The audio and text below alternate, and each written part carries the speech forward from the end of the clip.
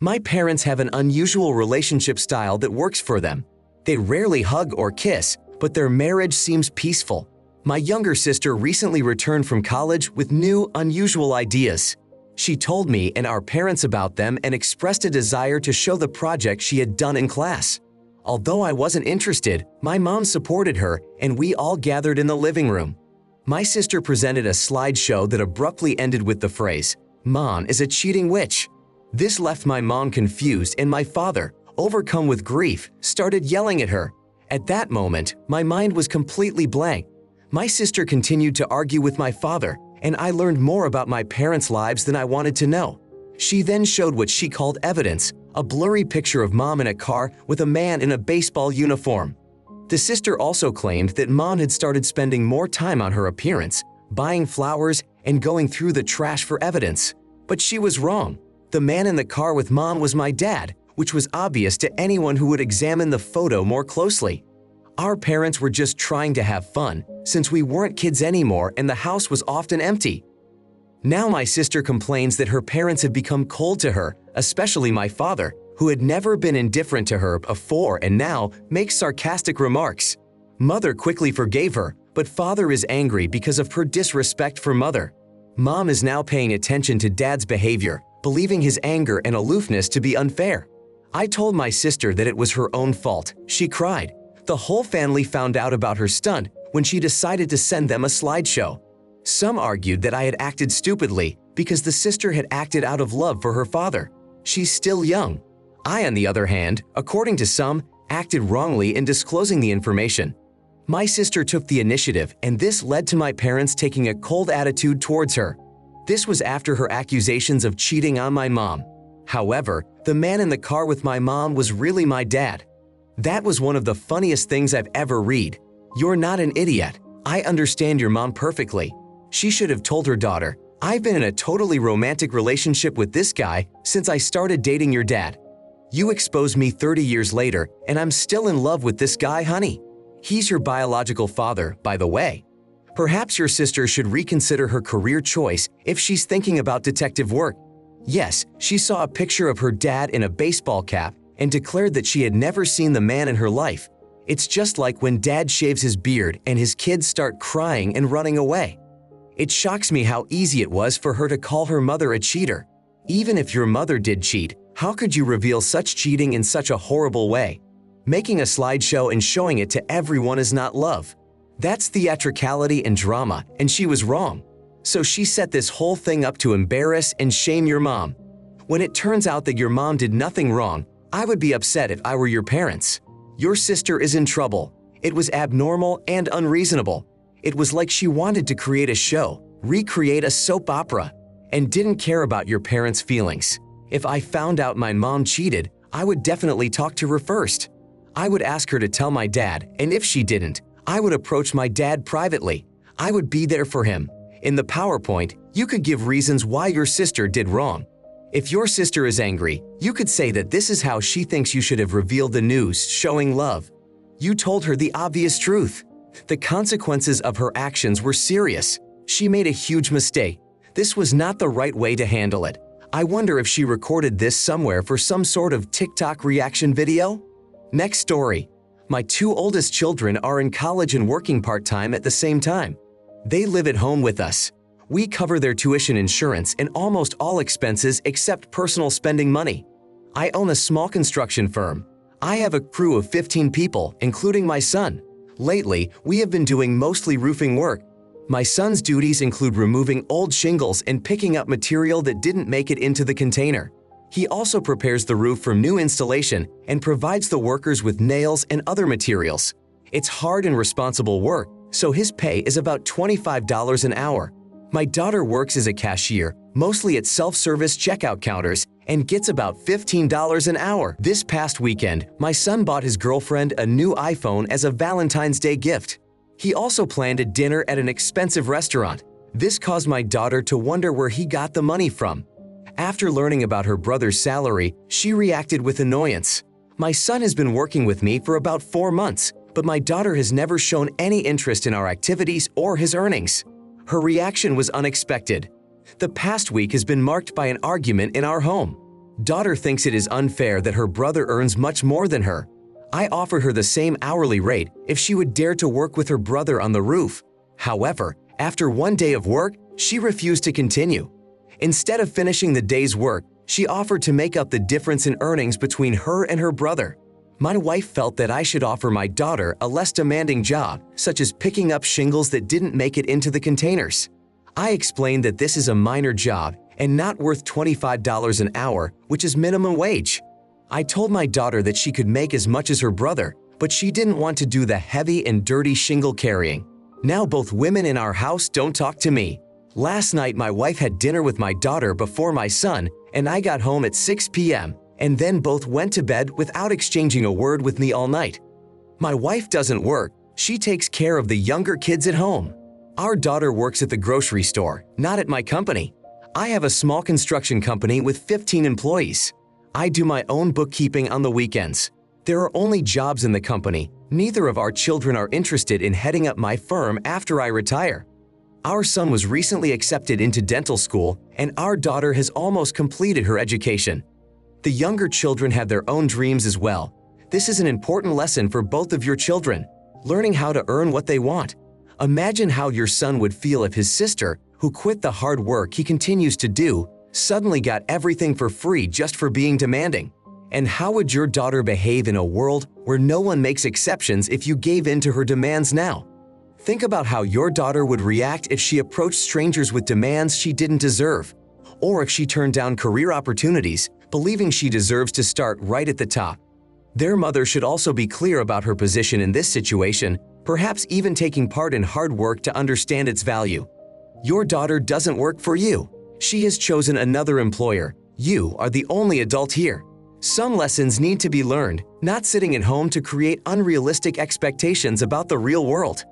I wonder what the mom would say if the daughter was doing complex office tasks and earning more than their son. Your wife isn't doing feminism a favor if your daughter is capable of doing the work, but chooses not to. That's her choice. I teach my children to choose the consequences of their decisions. You offered your daughter the opportunity to earn as much as her brother. She made her choice. Now I want to tell a different story. My parents have 4 children. I, the oldest son, am 16 years old. I am followed by my brother Harry, who is 13 years old. Next comes my sister Jazz, who is 11 years old, and the youngest, Amy, who is 8 years old. Harry and Jazz both suffer from autism. Because of this, they have difficulty speaking clearly and communicate mostly through mumbling. Also, their physical development is slower, and they learn to walk later than usual. Harry and Jazz attend a private school for children with special needs. Their parents chose this school to give them the best educational opportunities. This choice required my parents to work more hours, which increased their work hours. The additional cost of educating and caring for Harry and Jazz has also increased financial expenses. This has required me to take on more responsibilities at home, especially with regard to caring for Amy. Every day after school, I am involved in looking after her until our parents return. This includes cooking and cleaning the kitchen. Our parents prepare separate meals for Harry and Jazz as they have very sensitive taste buds and strict dietary restrictions. When Harry and Jazz are busy with their activities or therapies, the parents devote time only to Amy. They strive not to make her feel neglected or unimportant. In my family, I rarely receive the degree of attention I may have expected as a child. Amy always remained the center of my parents' attention whenever they had a spare moment. From a very young age, I had to take care of her, trying to make her childhood a happy one. My parents gave me this responsibility when I was only 11 years old. Due to their business at work, I also had to keep the house in order.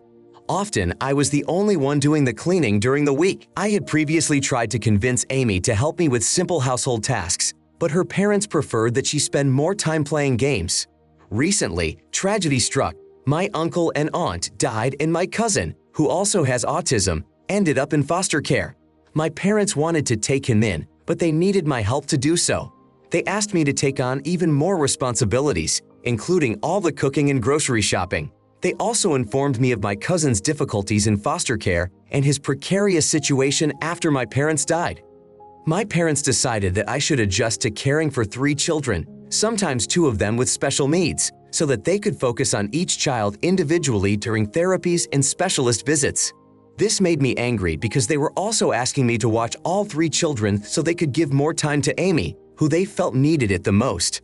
I resented this and said that I would fulfill these duties until I was of age, after which I would leave and not see them again.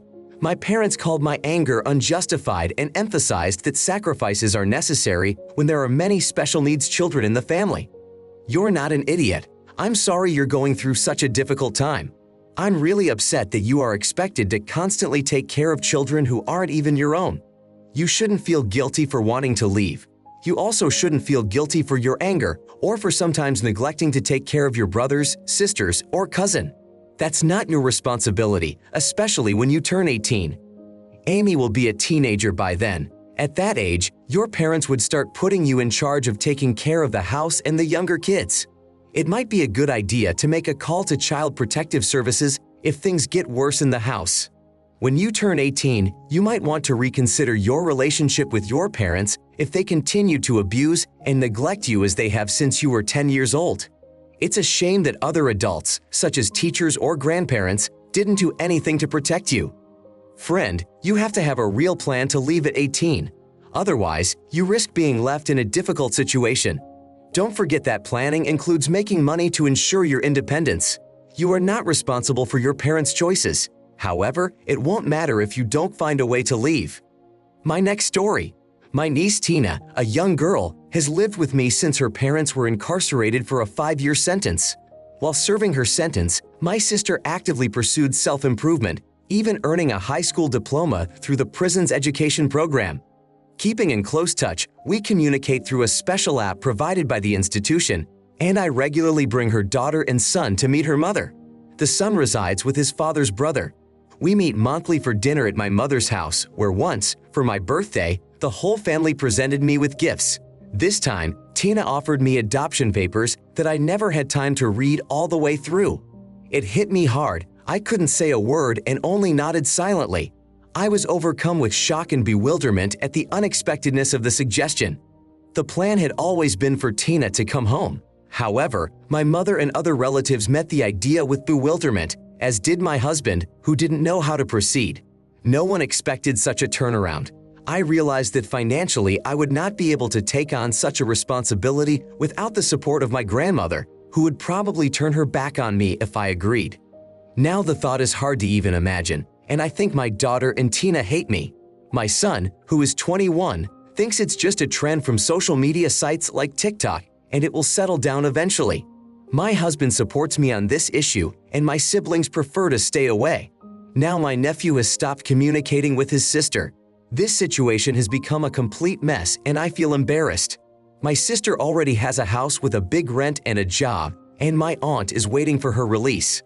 You're not an idiot. Yes, your first reaction could have been more thoughtful, but you were shocked and caught off guard, so it was understandable. I wonder if the adult helped your niece get those papers for the adoption request. If so, was he aware of the fact that the girl was always supposed to go back to her mom? If you haven't already done so, it might be worth talking to your niece and daughter separately. Explain to them why you couldn't agree to their request. Your daughter may be angry about the decision too. Could it have been her idea? And could she have influenced your niece? It may seem like your daughter was unreasonable if she pushed your niece to discuss this issue publicly instead of discussing it privately. I don't agree that you are an idiot. It's not negotiable at all. You took her into your home when she was a baby, raised her, and clearly showed her love. No one else could have done that better than you. You made her feel like a real mother, loved, wanted, and as part of her own family. She and your daughter undoubtedly consider themselves sisters. So when she does what kids do and bonds with you, your first reaction was to just say no, not to comfort her or say yes. It was just to protect your sister and mom. Why are they more important to you? You really have some strange principles. I feel awful for this girl who now finds out that she was just a filler for everyone to be nice to her mom who was never there for her. She will hate you all for a long time. You came here and you still haven't even read the paperwork. Wow. A story that really surprised me. I, a 53-year-old man, have a daughter. She is 27 years old. She is getting married in a few months. Her chosen one's name is Kay, and they have been together for about 5 years. They will be getting married soon. I can see that he makes her happy, which is all a father could want. I enjoyed my life being married to her mother. A few years ago, I remarried, as did my ex-wife. We divorced and the ex-wife got primary custody of our daughter. I recognized that I would have to accept that the other man was also involved in raising my daughter. I don't like him, but that doesn't play a role in this situation. They have lived together since Kay was a child, since she was about 8 years old. I saw Kay every 2 weeks until she was 15 or 16. Then she started working, and I tried to see her whenever she had free time. I tried my best to stay in her life as long as possible. However, as she got older, she had her own things going on, and that made it difficult for us to see each other. About 2 years ago, I moved to Florida with my now wife, which made seeing Kay almost impossible unless one of us went. But we still keep in touch. Kay is busy planning her wedding, and I have no say in what happens. She called me asking me to pay the wedding bar bill, which is about $3,000. I replied that it would not be a problem as I would have time to raise the required amount. Recently, my sister came to visit us from Wisconsin, and we were talking about Kay's wedding. I don't remember how the conversation started, but my sister told me an interesting fact. Kay wants me and her stepfather to walk her to the wedding. This came as a surprise to me, as I had always thought our relationship with Kay was stronger than it seemed. This discovery completely turned my world upside down. Looking forward to the moment when I could give my daughter in marriage from the day she was born, I was faced with a situation where I have to share that moment with another man. After hearing this from my sister and not from Kay herself, I was deeply disappointed. Immediately after my sister left, I called Kay. In the course of the conversation, I informed her that I would not be able to pay the $3,000 bar bill. She seemed to take it calmly. I then decided to clarify if she really wanted her stepfather and I to walk her down the aisle. She confirmed that she did. I expressed my feelings to Kay. If she cares so little about me as to consider my emotions, I'd rather not be present at the wedding. This conversation left us both feeling frustrated. I explained that her indifference and unwillingness to tell me the plans on her own, and asking for money without first discussing the details of the wedding spoke volumes. After all that had happened, it seemed to me that she really wasn't interested in my opinion. Some people told me I was being stupid, but I am convinced that I have the right to refuse to participate in her wedding if I feel my presence is not valued. You divorced your daughter's mother. She remarried and your daughter's family is bigger. That's wonderful. Your daughter wants to honor both you and her stepfather for your contributions to her life. Despite your mistakes, you helped raise a caring and kind-hearted woman. Instead of appreciating that, you choose the path of ultimatum, telling your daughter, "My way or no way." You react to the situation emotionally, like you're going home with the ball. Your friends think you're right, but if you decide to skip your daughter's wedding because of your stubbornness and narrow-mindedness, it will only add to the negativity. The first thing you did when you called her was try to use financial influence. I'm not sure if you meant to provoke conflict or manipulate her with that. You're willing to make sacrifices to pay for it, but insist that you be recognized as the one walking her down the aisle. This approach in conversation makes it clear what kind of person you are. If you see your child 4 days a month and another man has been there for her every day of her childhood, it makes it no less meaningful. In this situation, it wasn't your daughter that caused the conflict, it was your pride. She wants 2 men to walk her down the aisle, and you resent it.